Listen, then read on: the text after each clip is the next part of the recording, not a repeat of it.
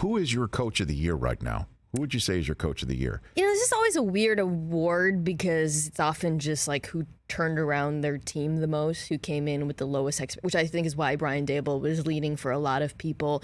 But you can also give it to the coach of who seems to be like have the most impact. And for me, that's probably Mike McDaniel right now. And it goes beyond scheme, although I love watching their offense. Like I am eating every clip that comes out where it's him talking about Tua or vice versa. I just eat it up, because I think it captures like the other side of coaching, right? The confidence, the emotional intelligence aspect of it. Do you remember that clip a few years ago of Steve Kerr talking to Steph Curry and just like reassuring him? Yes. And it's freaking Steve Kerr. It's Steph Curry rather. So It's just like what. But that was so. I don't know. That really got to me. And when I watched Tua talking about how he thought he sucked until Mike McDaniel came along. If that's not amazing coaching, like what is? Yeah, I know. Did you know what the one that came out today of him talking about how Mike McDaniel was going to go, I YouTubed you and your technique was trash. Did you see that one? No, I haven't seen that yet. That's a new one from yesterday. Yeah, well, you're referring to my colleague from the NFL Network for so many years now on CBS. Aditi Kinkhabwala had a sideline report during the Dolphins-Texans game saying that Tua told her and the rest of the broadcast team in their pre-broadcast meeting that Tua said half the time last year, many times he looked in the mirror saying, "Do I suck?" And McDaniel came in and not only told him, by the way, you don't, but he had 700 plays of Tua. He put together a video of 700 Tua snaps to show him why he does not suck. And that's part of the coaching that I think you're bringing to bear right here. And then, I just love the guy just from his sense of humor aspect. I mean, we gave him 3 coaching cliches that we wanted him to use in his press conferences this fall. He goes, not only will I do it, I'll do it at the combine, and then he did it.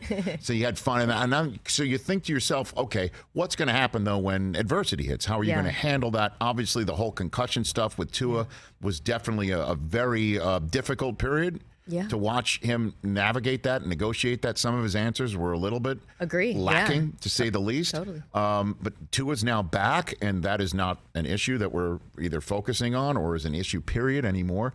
I just love his demeanor during the games. The NFL films picked him up, saying to Justin Fields, stop. I know, that was really funny. When Justin Fields was running all over him, stop. And then he was asked during the press conference the next, a few days later, it's like, what were you doing telling him to stop? Because I just figured I'd just ask nicely, It's just like, this is a guy who's taken Don Shula's seat, many times removed. It really is amazing to see. But then the other thing, too, and for Coach of the Year award, Mina Kimes here, is also... Why wouldn't, if Mahomes is the clear MVP, right? Yeah. Would he be your MVP through 12 weeks? Yeah. Okay, he's ours too. We went through the process yesterday with ranked choice voting and things like that. Oh, wow. He was first place in all 3 of our ballots here. Reluctantly. So if Mahomes is the MVP of this league, and he is MVP, and the part of the reason is despite Tyreek Hill is gone, and look at how the offense still is amazing. Why isn't Andy Reid getting that run? Just because he's Andy Reid and he's been there for 20 years. That's it. TLDR, yes. But I've said this on our show a few times. Like, I actually think this is one of Andy Reid's finest seasons as a coach.